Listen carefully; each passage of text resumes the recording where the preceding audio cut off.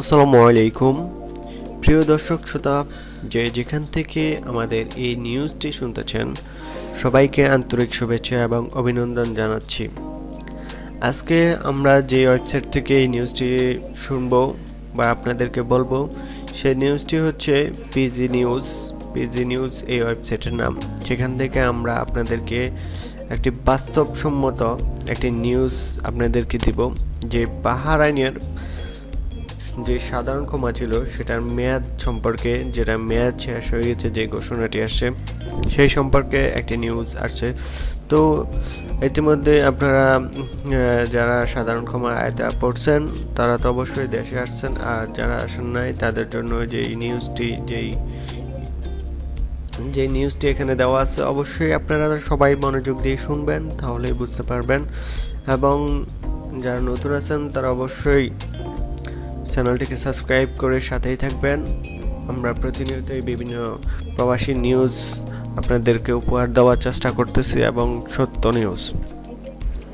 ঠিক আছে বন্ধুরা, আজ আর বেশি কথা বলবো না, চলে যাই আমাদের মূল নিউজে। বাহরাইনের অবশেষে শেষ হলো সাধারণ ক্ষমার মেয়াদ। কোনো ঘোষণা ছাড়াই উপসাগরীয় দেশ বাহরাইনের শেষ পর্যন্ত সাধারণ ক্ষমার মেয়াদ শেষ। গত বছর ২ এপ্রিল অবৈধ প্রবাসীদের জন্য করোনা পরিস্থিতিতে ৩১শে ডিসেম্বর পর্যন্ত বাহরাইনের সরকার এমন ঘোষণা দেয়। তবে ভ্রমণ ও ট্রানজিট ভিসাধারীদের জন্য ২১শে জানুয়ারি পর্যন্ত সেই সুযোগ ছিল।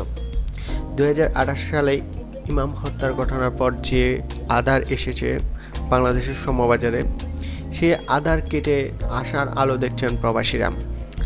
বাহরাইনের বাংলাদেশি দূতাবাসের শ্রম সচিব শেখ মোহাম্মদ তৌহিদুল ইসলাম এই তথ্য মতে মোট অবৈধের সংখ্যা থেকে বৃহত্তম সংখ্যা বাংলাদেশিরা বৈধ হয়েছেন। সহনশীল পর্যায়ে রয়েছে অবৈধের সংখ্যা, অন্তত আগের মতে অবৈধের সংখ্যা নেই বললেই চলে। শ্রম সচিব বলিয়েছেন, ২০২০ সালের করোনাকালীন এটিই ছিল আমাদের অর্জন।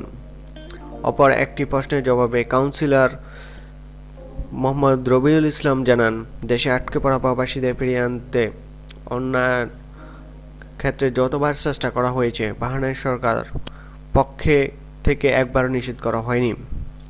প্রাথমিকভাবে ধারণা দেওয়া হয়েছে বাহরাইনে ২,২০,০০০ বাংলাদেশি প্রবাসীর মধ্যে আনুমানিক ৬০ থেকে ৬৫,০০০ ছিল অবৈধ।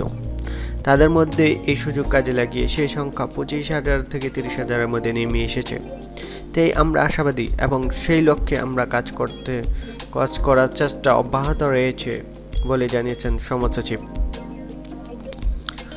বাহরাইনে নিযুক্ত রাষ্ট্রদূত ডক্টর মোহাম্মদ নজরুল ইসলাম দেশে আটকে পড়া প্রবাসীদের ফিরিয়ে আনতে মুয়াজ্জিনদের ভিসা নবায়ন এছাড়া দুটি দেশের অর্থনৈতিক, বাণিজ্যিক, সাংস্কৃতিক ও ক্রীড়াভিত্তিক উন্নয়ন গুরুত্ব সহিত প্রচেষ্টা চালিয়ে জানিয়েছেন।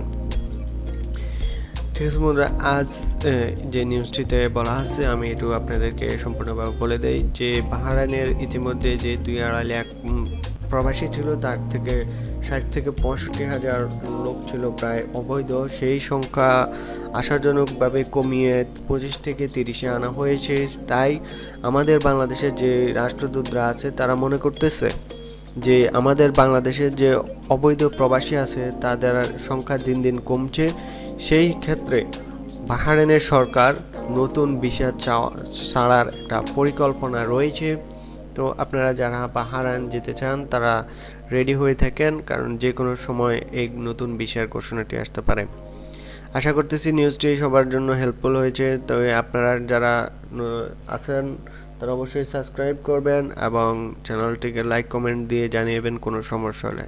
আমরা প্রচেষ্টা করব যে আপনাদের সমস্যার সমাধান করার জন্য। সবাই ভালো থাকবেন, সুস্থ থাকবেন। আল্লাহ হাফেজ।